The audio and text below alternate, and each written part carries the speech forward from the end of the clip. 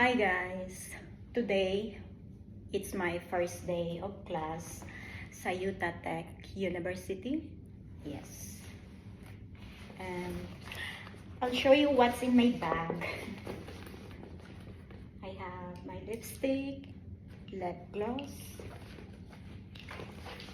Palagi ko talaga itong dinadala. My passport and my green card and SSN. Isang notebook lang. Kasi dalawang klase ko lang doon. Bali, from 12 to 4:15 p.m. And also my sunglasses. And I have my small notebook. And also my mga ballpen ko. Ito.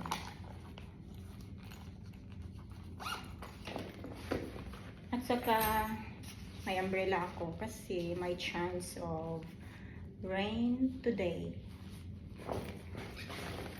At saka my wallet.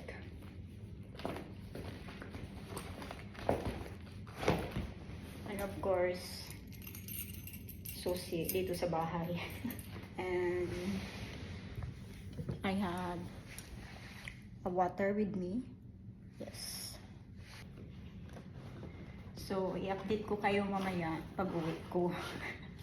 Yes, it's my first time talaga na may classes sa campus. Kasi sa California, all of my class sa online lang. So, this time, my 2 class ako sa campus.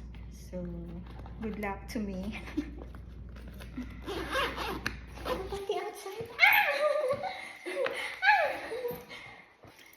Welcome back.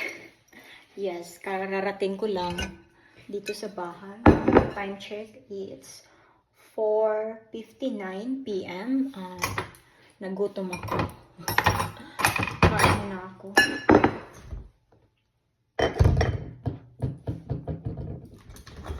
Saka i-share ko sa inyo ang experience ko sa first day while prepare my food.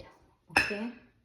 Nung nasa ako, California, natapos ko na credit doon, bali 42? Yes, 42 credits.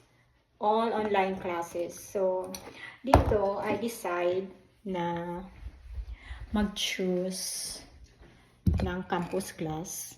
Yes. I want to experience in campus presence. So, my first day of class, bali, pumunta talaga ako doon ng maaga para mahanap ko early yung room ko doon kasi it's a huge campus talaga. Dalawang classes lang ang klase ko doon. One class ko is hospitality and the other one is all about art. Yes, dalawa lang. So from 12 to 1:15 p.m. Then the other class 3 to 4:15 p.m. Yes.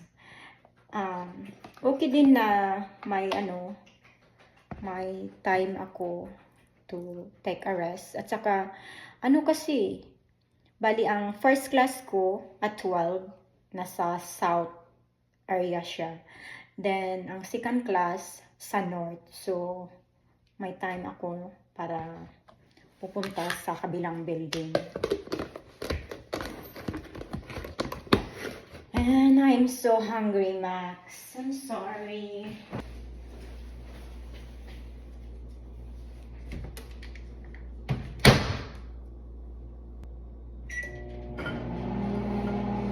Finally, I am officially full-time student in Utah Tech University, and I'm taking a Bachelor of Science in Marketing. Okay, I will get back when I finish it. Okay? I'm back. Tapos na akong kumain.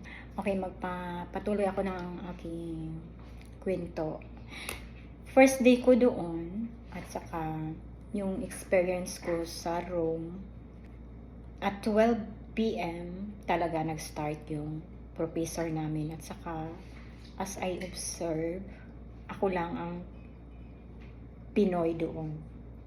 Yes. Pero hindi na talaga bago sa akin kasi noong nasa California ako sa work ko, ako lang ang Pinay doon sa Nordstrom. At saka nag-work din ako sa restaurant. Ako lang ang Pinay doon. Yes, so I used to it really. So it's fine with me. And also, mostly yung mga kaklase ko doon, mga bata pa talaga sila. Advantage din talaga kahit 30s na tayo kasi marami na tayong experience at saka bali na develop na yung sarili natin kung paano mag-manage ng ating time at saka may clear na tayo na pag-iisip kung ano ba talaga ang gusto natin kunin na kurso, ganun. At saka, more motivated na tayo to succeed. Yes. So, siguro yan ang ma-share ko.